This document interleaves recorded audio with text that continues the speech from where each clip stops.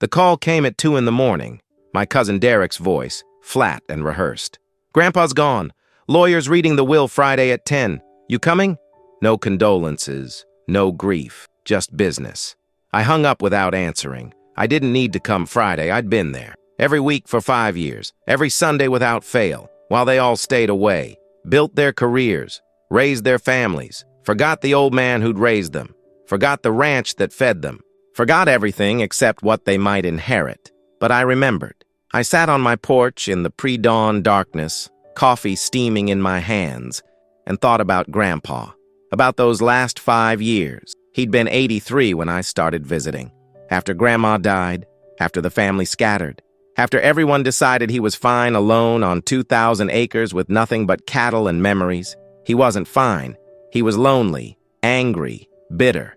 The first time I showed up unannounced, he met me at the door with a shotgun. "What do you want?" he'd growled. "Just came to see you." "Bullshit. You want something. Coffee if you're offering." He'd stared at me for a long moment, then lowered the gun. "Let me in." That was 5 years ago. Now he was gone, and I had to face them all. Derek, my sister Sarah, my Uncle Tom, Aunt Linda, all the cousins who couldn't be bothered to visit but would sure as hell show up for the reading.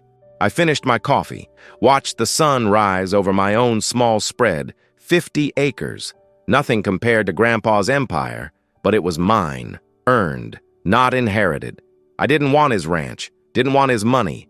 I'd wanted him, and I'd had him, right up until the end. That was enough. But I'd go Friday, not for the will, for him, to say goodbye properly, to make sure they didn't disrespect his memory. I owed him that. Friday came. I pulled up to the lawyer's office in town at 9:50. My old Ford truck looked out of place among the Lexuses and Teslas already parked. I recognized them all. Sarah's white SUV, Derek's black sedan, Uncle Tom's luxury truck. They'd driven in from Dallas, Austin, Houston.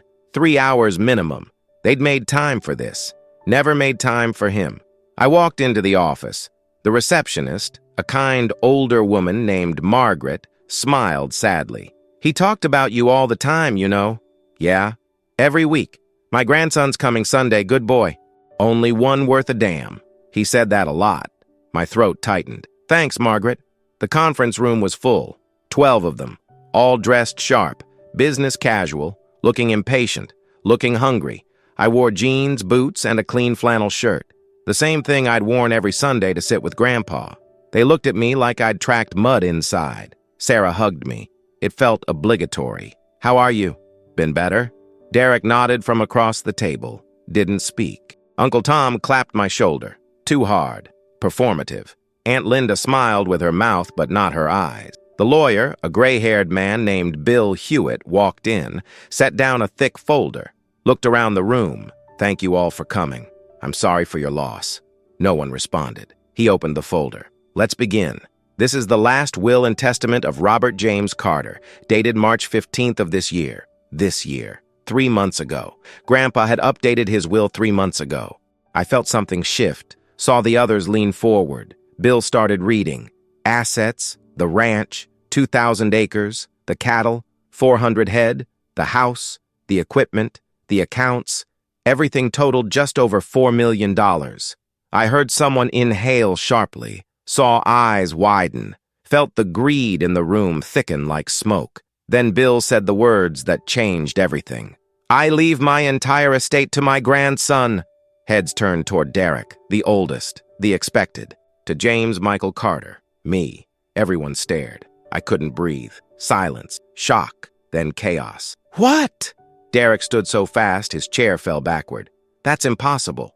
There must be a mistake," Sarah said, her voice sharp. "Bill, did you write this wrong?" Uncle Tom's face turned red. "He wouldn't. He couldn't. James doesn't even work the ranch." I sat frozen, couldn't process it. Grandpa had left me everything. Everything. Bill raised his hand. "Please let me continue." "I'll continue?" Derek's voice cracked with rage. "There's nothing to continue. This is fraud. Undue influence. He was old, confused." "Robert Carter was of sound mind," Bill interrupted firmly. "I have medical evaluations, witness statements. This will is legal and binding." "Legal?" Aunt Linda's voice shook. "It's theft." James manipulated him. I finally found my voice. I didn't ask for anything. Like hell you didn't. Derek slammed his hand on the table. You came around every week playing the good grandson, getting him to trust you, poisoning him against the rest of us. I came around because I cared. Bullshit! You came around for this! He gestured at the will. You schemed, you planned, you stole our inheritance! Your inheritance? The words came out harder than I intended. When's the last time any of you saw him? Talked to him? Gave a damn whether he was alive or dead? Sarah's eyes narrowed. We have lives, James. Careers. Families. Not all of us can just run a hobby ranch and play cowboy. That stung. She meant it to. Enough, Bill said. This isn't a negotiation. Robert's wishes are clear. Then we'll contest it, Uncle Tom said flatly. We'll fight this in court. That's your right, Bill said. But you should know, Robert anticipated that. He left instructions. He pulled out another document. Started reading. If any member of my family contests this will, they are to receive nothing. Not $1. Not 1 acre. I made this decision knowing full well some of you would be angry. I don't care. James earned this. The rest of you didn't. Bill looked up, met my eyes. He also left you a letter, private, to be read alone.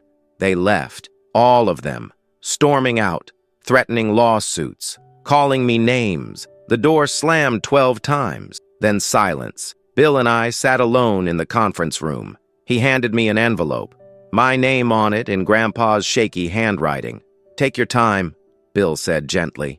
He left, closed the door. I sat there holding the envelope, hands shaking, finally opened it, pulled out 2 pages. Grandpa's word. James, if you're reading this, it means I'm gone. And it means those vultures showed up like I knew they would. I'm sorry you had to face them alone, but I needed you to see who they really are. Not family, just people waiting for me to die so they could cash in. You're the only one who came, not once, not twice, every damn week for 5 years. You sat with an old man, listened to his stories, fixed his fence, helped with the cattle, didn't ask for a thing. You know what that meant to me? Everything. After your grandma died, I wanted to die too. The ranch felt empty. The house felt like a tomb. Then you showed up, uninvited, unasked for. You just came, and you kept coming.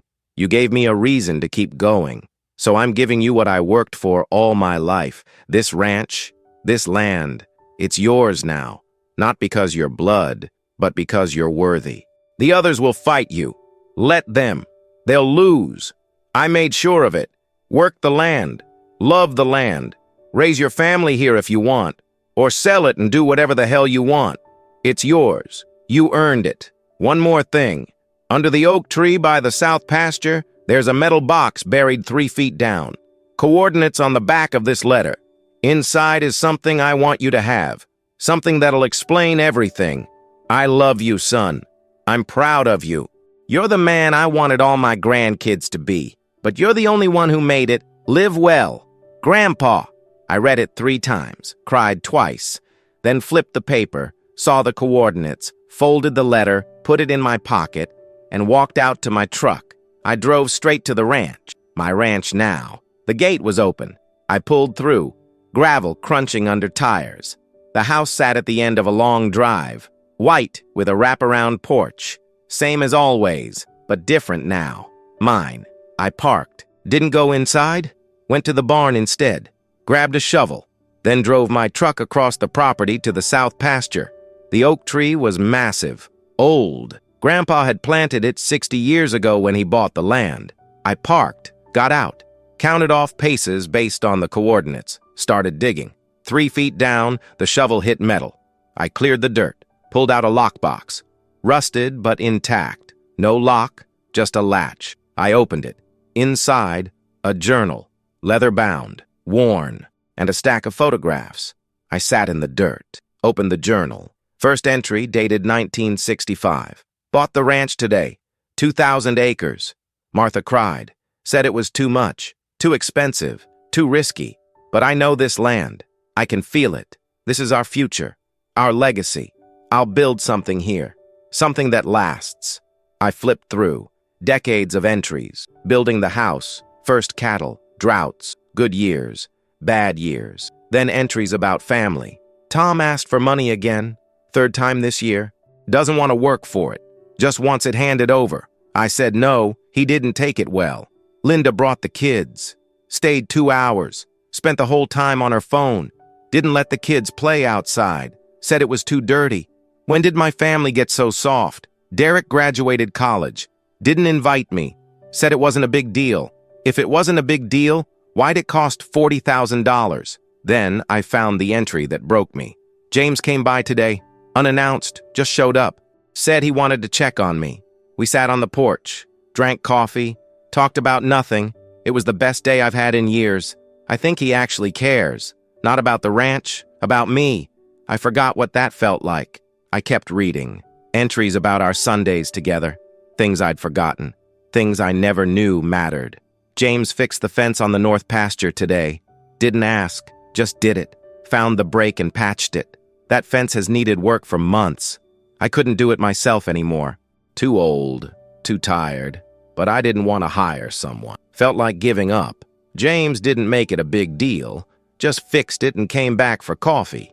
That's the difference between him and the others. He doesn't make me feel useless. We worked cattle today. James took to it like he was born for it. Calm, patient, didn't rush the animals, didn't get frustrated. He's a natural. If I'd known he had the gift, I would have taught him years ago. But he was always the quiet one, the one nobody paid attention to. Maybe that's why he's good. He learned to watch, to listen. Then the final entries, recent ones. I'm dying. Doc confirmed it. Pancreatic cancer. 6 months, maybe. I'm not telling anyone, except Bill. Need to get my affairs in order. Need to make sure James gets what he deserves. The others will fight. I know they will, but I don't care. This ranch is James's. He earned it. They didn't. Updated the will today. Bill tried to talk me out of it. Said it'd cause problems. I told him problems are already there. I'm just making them visible. James doesn't know yet. I'll be gone when he finds out. Part of me wishes I could see his face. See him realize he's not invisible anymore. That someone saw him. That someone valued him. The last entry was dated 1 week before he died. James came today. Like always. We didn't talk much. Just sat. He knows I'm sick. Doesn't push. Doesn't pry. Just shows up. I'm grateful. I wish I had more time. But I'm ready. I lived well. Loved well. And I'm leaving everything to someone who'll protect it. That's enough. I closed the journal. Sat under the oak tree. Let the weight of it settle. Grandpa had seen me. Really seen me. When no one else did. I stayed at the ranch that night. Slept in Grandpa's bed. Felt wrong. Felt right. Couldn't decide which. Morning came early. I was up before dawn. Coffee on the porch. Watching the sun rise over land that was mine. I heard a truck coming up the drive. Too early for visitors. I stood. Walked to the edge of the porch. Recognized the truck. Derek's. He parked. Got out. Slammed the door.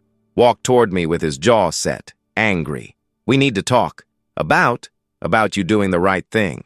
I sipped my coffee. Waited. This is family land, James. It should stay in the family. I am family. You know what I mean. Divided, shared, not hoarded by one person who doesn't even need it. Grandpa decided. Not me. Grandpa was manipulated. Careful. My voice dropped. Say that again. Derek stepped closer. You manipulated a dying old man. You took advantage. And you're going to make it right. Or what? Or we go to court. Tie this up for years. Cost you everything in legal fees. You can't afford that. He was right. I couldn't. My 50 acres ran lean. I had savings, but not lawsuit money. You can't win, I said. Maybe not. But we can make you suffer trying. Or you can be smart. Split it with us.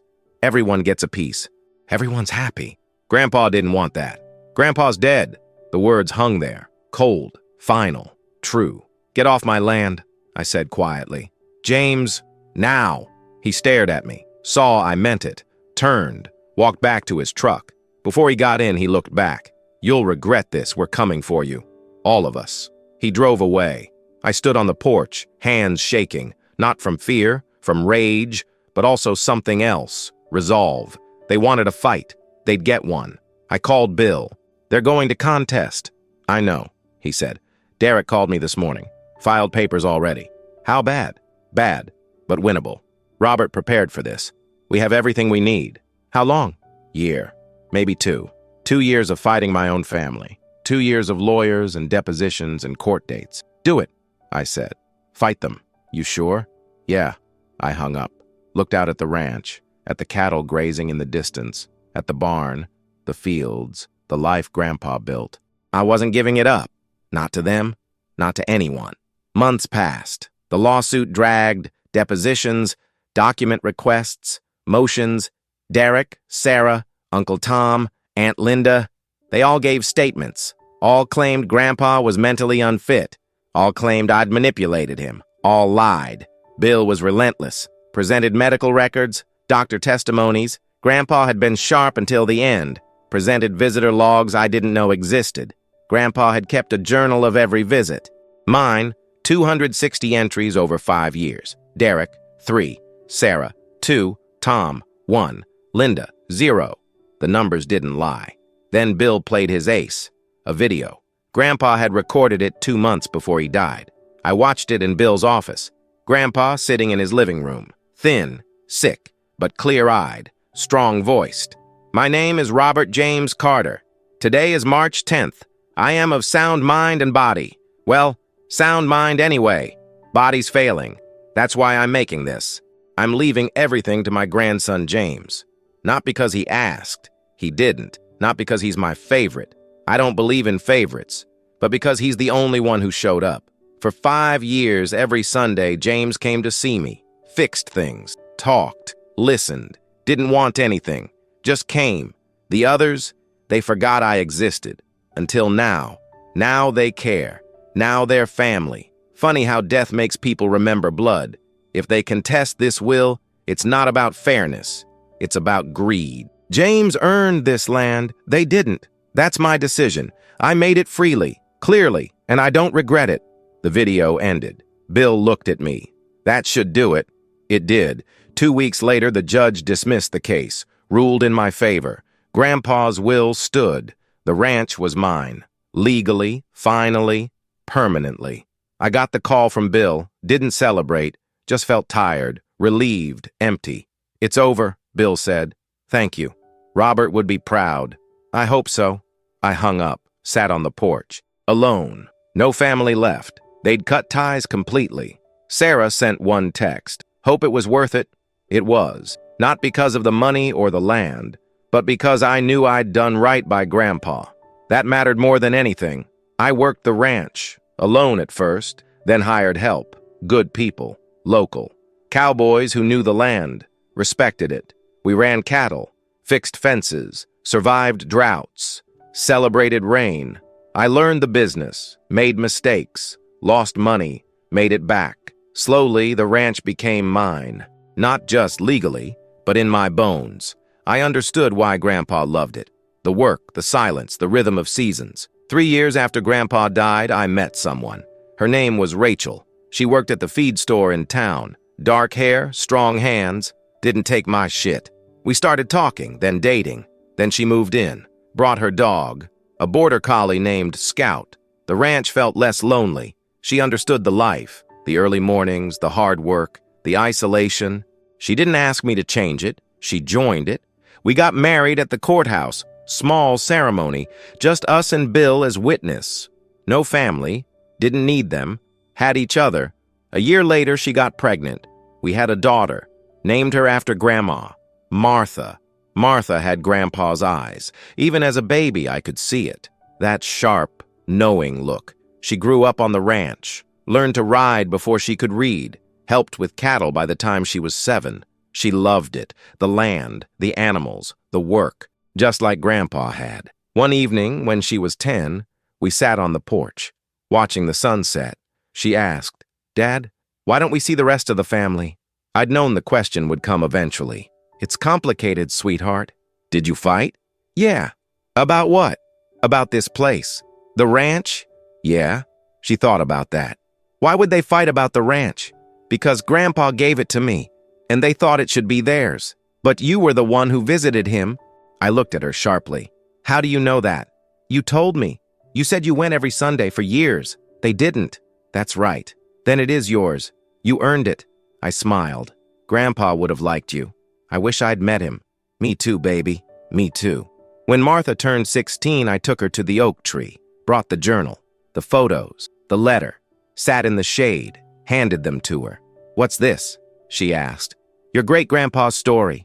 Our story. I want you to read it. She did, slowly, carefully. When she finished, she had tears in her eyes. They really hated you for this? Still do, I think. That's not fair. Life isn't fair, sweetheart, but it is just, sometimes. She looked at the ranch, the fields, the cattle. Are you going to leave this to me? The question surprised me. Do you want it? Yes. No hesitation, no doubt. Then yeah, it's yours, when the time comes. What if I have brothers or sisters? Then you'll decide, together.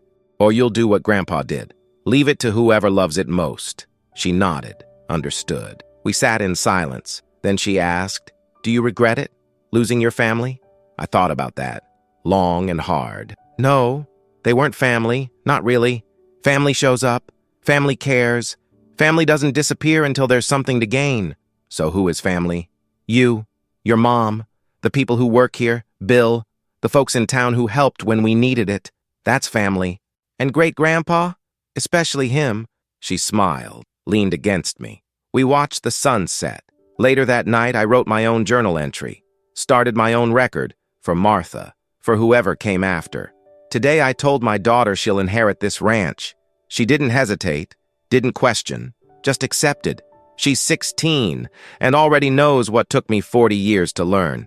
This land isn't a possession. It's a responsibility, a legacy, a trust. Grandpa saw that in me. I see it in her.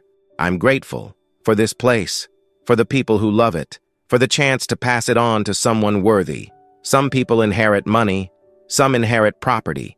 We inherited purpose. That's worth more than anything. Years passed. Martha went to college, studied agriculture, business, came back, became my partner. Together we expanded, bought adjacent land, grew the herd, modernized. The ranch thrived. Rachel and I grew old together, happy, content. I never heard from Derek again, or Sarah, or the others. Heard through town gossip they'd all done well. Made money, built lives, good for them. Didn't change anything. One day, 30 years after Grandpa's death, I got a call. Unknown number. Answered. Hello? James? A woman's voice. Older. Familiar. Yeah? It's Sarah. I almost hung up. Didn't. What do you want? I don't want anything. I'm calling to apologize. Silence. I was wrong, she continued. About everything. About you. About Grandpa. About the will. I was selfish and greedy, and I ruined our relationship over money. I'm sorry. I didn't know what to say. Why now? Because I'm sick. Cancer. And I've been thinking about regrets. You're one of my biggest. I'm sorry you're sick. I'm sorry I was a terrible sister.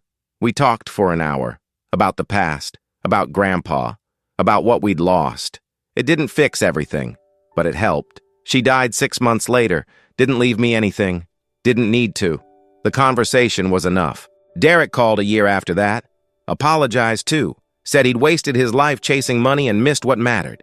We didn't become close, but we stopped being enemies. That was something. Uncle Tom never called. Died angry. Alone. I went to his funeral, paid my respects. Not for him. For Grandpa. Aunt Linda moved to Florida, sent a Christmas card once. I sent one back. Small steps. The ranch continued. Martha got married, had kids, 2 boys. They grew up riding horses and fixing fences, learning the land. The cycle continued, and I was grateful for all of it. The good, the bad, the fight, the victory, the family I lost, the family I built. I'm old now, 73, same age Grandpa was when I started visiting him. I understand him better now. The loneliness, the bitterness, the need for someone to just show up. Martha shows up every Sunday, brings the grandkids. We sit on the porch, drink coffee, talk about the ranch, about life, about everything. She doesn't do it for inheritance. She already knows it's hers. She does it because she loves me, just like I loved Grandpa. The circle is complete. Yesterday, I updated my will, left everything to Martha, not because she's my only child, but because she earned it, because she showed up, because she loves this land the way it deserves to be loved. I also left letters for the grandkids, explaining why, so they'll understand, so they won't fight, so they'll know that legacy isn't about blood. It's about presence, about care, about showing up when it matters. I buried a lockbox under the oak tree, my journal inside, photos, letters, the whole story, for them to find when I'm gone. Coordinates in the will, just like Grandpa did for me. Last night, I sat on the porch, alone, stars bright overhead. I thought about Grandpa, about that first Sunday I showed up, about the 5 years we had, about the ranch he gave me, about the life I built here. Thank you, I whispered to the night, for seeing me, for trusting me, for giving me purpose. The wind moved through the grass, gentle, warm, and I swear I heard him answer, "You earned it, son. You earned it." I smiled, closed my eyes, and felt at peace. When I die, Martha will inherit this ranch. She'll work it, love it, protect it. Then she'll pass it to someone worthy, and the legacy will continue, not because of money, not because of blood, but because of love. That's what Grandpa taught me. That's what I'm teaching her. And that's worth more than 2,000 acres, more than $4 million, more than anything. It's worth everything.